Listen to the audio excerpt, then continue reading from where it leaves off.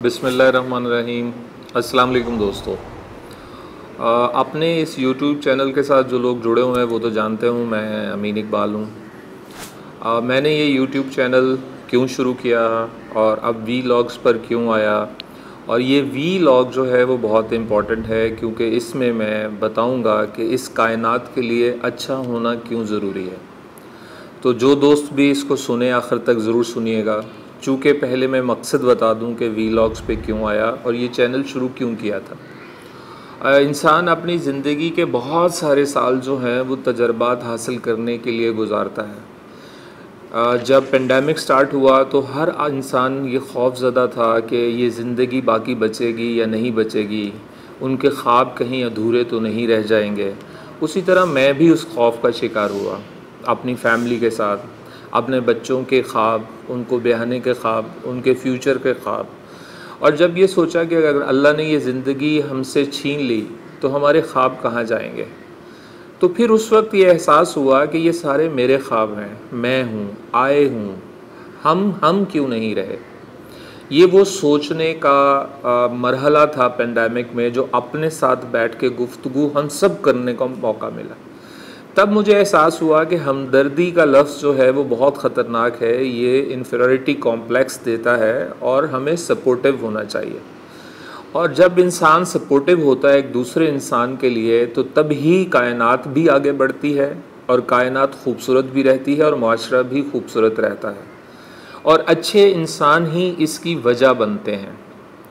तो तब मैंने ये चैनल स्टार्ट किया क्योंकि मुझे लगा कि मैं ज़िंदगी की बहुत सारी ऐसी बहारें गुजार चुका हूँ कि अब इस कायनात को कुछ अरसे के बाद छोड़ने का मौका आने वाला है। जब ये ख़याल जहन में आया तो फिर मैंने सोचा कि इस कायनात में मैं और क्या छोड़ सकता हूँ। तो मुझे लगा कि जो ख़यालात अल्लाह की तरफ से मेरे दिमाग में आते हैं, और ज़िंदगी में मैंने एज़ ए कलमकार यानी कि लिखारी होने के नाते जो कुछ भी सोचा और जिस तरह के ख़यालात मेरे पास आते हैं, मैं यहाँ ज़मीन पर ज़रूर छोड़ कर जाऊँ।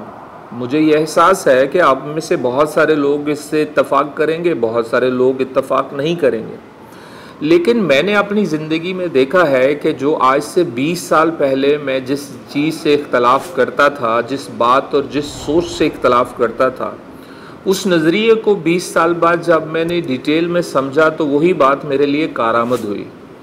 तो इसका मतलब ये है कि ज़मीन पर कुछ भी गलत और सही नहीं होता, सिर्फ़ और सिर्फ आपके फ़ायदे के लिए कौन सी उस वक्त ज़रूरी चीज़ है, आप उसको अहमियत देते हैं। जैसे कि मैं एक मिसाल के तौर पर आपको बताता हूँ कि हमारे साथ YouTube पे ज़्यादातर नौजवान साथी जुड़े हुए हैं। जब हमारा ब्रेकअप होता है तो हम वैसी ही कोटेशंस निकालते हैं जो उस वक्त हमें तशफ़ी और तसल्ली दे सके। इसी तरह ज़िंदगी के हर मोड़ के ऊपर, चाहे गम हो या खुशी हो, वो कोट्स अच्छे लगने शुरू हो जाते हैं। यानी वो कोट्स तो यहाँ होते हैं, लेकिन हम अपने ऊपर बीते हुए हालात की वजह से उनकी तरफ रुजू करते हैं। इस वजह से जब मैं उसमें था तो मैंने फिर इंटरव्यूज़ करना स्टार्ट किए। मुझे लगा कि ये लोगों की ज़िंदगी जो है वो उनकी इंस्पिरेशंस, उनकी स्ट्रगल शायद मोटिवेट कर सके। फिर आहिस्ता आहिस्ता मुझ पर दबाव आना शुरू हुआ, मेरी फैमिली की तरफ से, मेरे दोस्तों की तरफ से। चूँकि हमेशा से मुझे ये कहा जाता है कि मैं बोलता अच्छा हूँ, लेकिन मैं हमेशा इस कॉम्प्लेक्स में रहा क्योंकि तारीफ़ जो है वो अक्सर व बेशतर जो है वो आपसे हज़म नहीं होती और आप यकीन अपने ऊपर बड़ी मुश्किल से करते हैं। लेकिन जब मैं 2-3 बार मैंने अपने इंस्टाग्राम के ऊपर ये टेस्ट किया कि जब लोगों की मदद करने के लिए मैं जिनको नहीं जानता था और जिनसे मैं कभी वाकिफ़ भी नहीं था, उनको मैंने कुछ सलाह और मशवरे दिए और उनकी ज़िंदगी में आसानी पैदा हुई, तो मैंने सोचा कि क्यों ना फिर मैं अपने वीलॉग के ज़रिए कुछ चीज़ें ऐसी यूट्यूब के हवाले करके जाऊं, शायद किसी एक इंसान के भी वो चीज़ काम आती है तो मुझे मेरा मकसद मिल जाएगा। इस मकसद के साथ मैं ये वीलॉग्स आपके साथ शेयर किया करूँगा।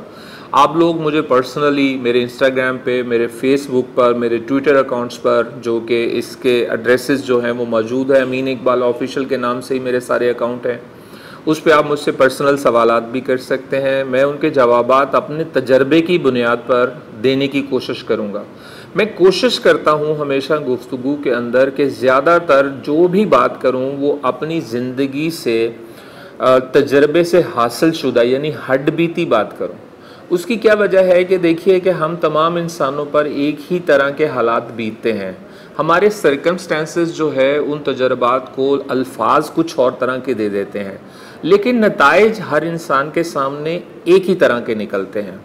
जैसे लालच बुरी बला है, ज़िंदगी के पहले दिन से ये तयशुदा बात है कि लालच बुरी बला है, और आज के इंसान के लिए भी वो उतनी ही सख्त नापसंदीदा चीज़ है, उसके लिए नुकसानदेह है जिस तरह के इस कायनात के पहले इंसान के लिए थी।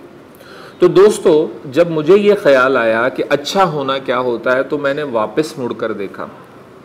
अब हम अपने टॉपिक पर आ गए हैं, तो मेरा ख्याल है कि अब आपका इंटरेस्ट और बढ़ेगा, और आखिर में मैं आपको इसकी एक बहुत उम्दा बात भी बताऊंगा जो शायद बहुत ज़्यादा अहम है मेरे नज़दीक इंसान की ज़िंदगी को आसान करने के लिए और तमाम डिप्रेशन से दूर होने के लिए। तो दोस्तों, अच्छा होना क्यों ज़रूरी है? तो जब हम पैदा होते हैं तो हम अपने इर्द गिर्द देखते हैं कि हमारे इर्द गिर्द के लोग हमारे ज़िम्मे कुछ ख्वाब सौंपते हैं। कोई कहता है कि तुम्हें डॉक्टर बनना चाहिए कुछ। हम उन ख्वाबों को इसलिए एक्सेप्ट कर लेते हैं, हम समझते हैं कि वो हमसे बड़े हैं, वो हमसे ज़्यादा इस दुनिया को जानते हैं। मुझे इशारा हुआ है कि मैं 7.5 मिनट पे पहुंच गया हूं, तो 8 मिनट जो है वो सुनना, आजकल फोकस थोड़ा सा जो है वो कम हो गया हम सब का। तो मुझे इस वाले सेगमेंट पे आप इजाज़त दें। सेकंड सेगमेंट इंशाल्लाह ताला जल्द अपलोड होगा, उसमें हम अच्छा होना इस कायनात के लिए ज़रूरी क्यों है उस पर पूरी गुफ्तगू करेंगे। आप सब लोगों का साथ रहने का बहुत शुक्रिया। इंसानों के लिए, इस कायनात के लिए सपोर्टिव बनिए और सपोर्ट कीजिए। बहुत शुक्रिया।